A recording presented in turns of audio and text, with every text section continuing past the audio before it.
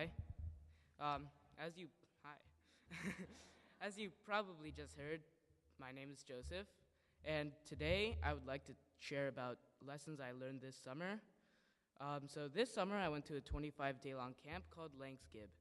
It was a canoe tripping camp near Ontario, Canada, and you may be thinking like, "Whoa, 25 days of canoeing? It must have been less than pleasant." But I assure you that it was the best 25 days of my life so far. Before I begin explaining the lessons I learned, I have to tell you it wasn't all canoe paddling. We had to go over land too, and there's a special term for that, portage. When we portaged, we had to bring our canoes, food, paddles, and personal gear. We carried our food in boxes called wanigans, and wanigans had one strap on them that you would put over your head, and they were 50 to 60 pounds. So imagine carrying 50 to 60 pounds on your forehead. The heaviest wanigan was 90 pounds, but our trip leaders usually carried that one. Our canoes were 70 to 80 pounds, and personal gear was in giant backpacks called Duluths, and they were around 40 pounds. There were 10 people on our trip, including our 2 leaders, and a canoe carried 2 people, so there were 5 canoes. During a portage, we were required to carry 1 light load, which were paddles and personal gear, and one heavy load, which is a canoe or a wanigan. Being the biggest in our group, I carried a canoe on every single portage. Our shortest portage was 78 meters, and our longest was 2.6 kilometers, or 1.6 miles, so remember that. I can tell you that carrying an 80-pound canoe on your shoulders for 2.6 kilometers is not fun, but the rewarding feeling afterwards is great. This brings me to my first lesson, accepting the challenge. As I was carrying my canoe, I realized I kind of enjoyed doing it. But even though it was fun, that didn't mean it wasn't hard to do. Almost every day, we went out knowing that there was at least one portage heading our way. Once I realized this, I decided I had to accept that I had a portage every day. These days were kind of like school days. You eventually have to accept that school is going to be 5 days a week, and you'll be learning different or harder concepts almost every day. The picture you see on the screen right now is one that we took after we finished climbing a maple mountain. It was kind of like our victory pose at the very top. Once you learn to accept the challenge, you need perseverance, and that's where my second lesson comes in. Perseverance. One rule we had there was whatever you start, you have to finish. And I needed perseverance the whole time, even while paddling. Sometimes, while you're paddling, your arm will get tired, and if that happens, you just have to grit your teeth and bear through it. Or you can switch paddling sides, but where's the fun in that? During the portages, you're allowed to take breaks, but each time you push yourself a little bit harder to get a little bit further. You learn to push yourself harder and surpass your limits. On the really long portages, it's not just a physical challenge. It also takes a strong mind. 2.6 kilometers is a long distance, and it takes a lot of mental strength because you don't know how far away from the end you are. Our first 1K, or 0.6 of a mile, seemed like it was forever. But as we did more and more longer portages, the 1Ks felt short. Our second 1K, 1.1K to be exact, or 0.7 of a mile, was actually a named portage. It was called the Tundra. It was only 1K, but it was very overgrown. The trees pushed down our canoes as we walked on, and the lower branches scraped at our legs and tripped us up. Then came the mud. It was waist deep and pulled at our bodies and shoes. The mud took up over half the portage, and someone actually did lose a shoe in it. So it takes a lot of mental perseverance for school. I tend to make things much more serious than they are, and a small amount of work to me seems like a lot, so this helped me mentally too. The picture you see on the screen right now is of a bear. Sometimes we ran into bears and moose out on trail, and if you're afraid of any of those, then that would not have been a good time to freak out. That brings me into the lesson of facing our fears. One thing I did during the trip was called cliff jumping. It's where you jump off a cliff and land in water. We always took safety precautions before doing this, like wearing our life jackets before jumping and making sure the water was deep enough. Of course, our leaders tested the jump before us, but even with all that, the jumps were still scary and thrilling. Our lowest jump was about 14 feet. How high do you think our highest jump was?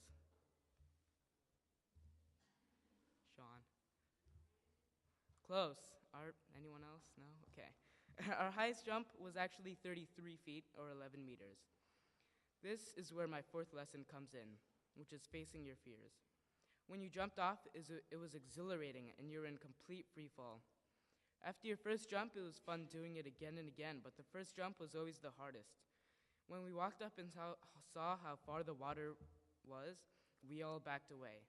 One of my fellow campers said no way to jumping off, and the other said no way to the sheer height of the cliff and that he would be jumping off of it. 33 feet is high up, and I can tell you now that I am very afraid of heights.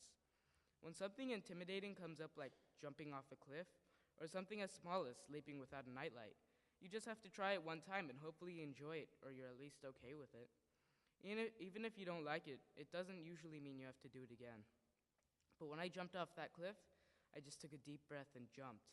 It was as simple as that, and overcoming your fears can be simple too. One person was afraid to jump off the cliff, so he started at a lower one and slowly went higher up the cliff till he got to the top, and that's a prime example of facing your fears. Hard work. There is hard work and perseverance. If one is without the other, then they are both meaningless.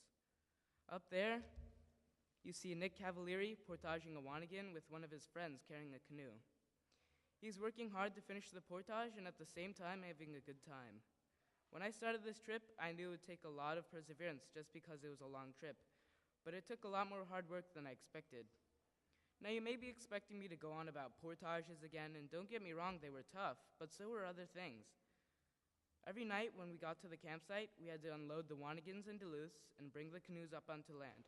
After that, we had to collect about this much firewood each and bring it back to camp.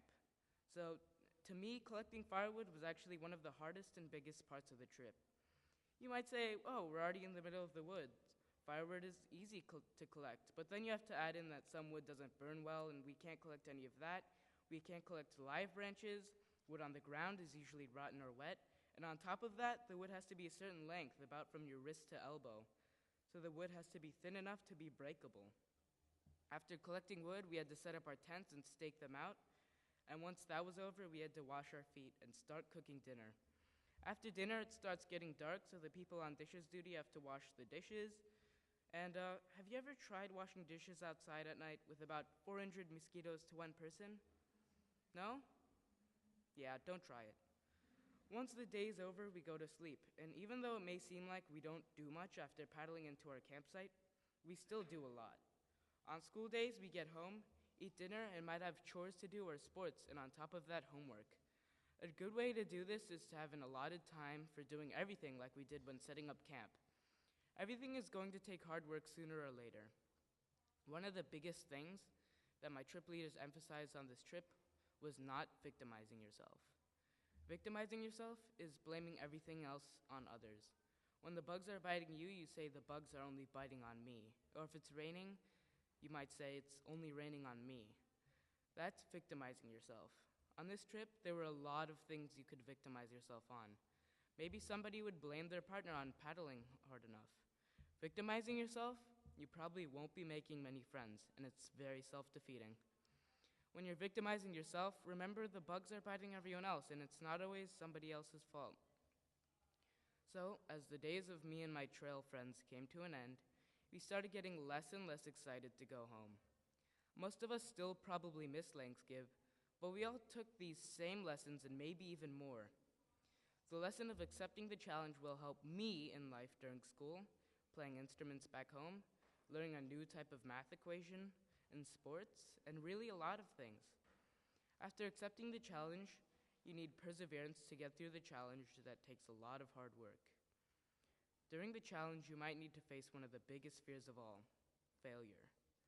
In almost everything that you do, you will be staring failure right in the face, especially in school. So get everything that you have learned and move past failure. Along the way, make friends and socialize, and don't victimize yourself. People will see you as a good person.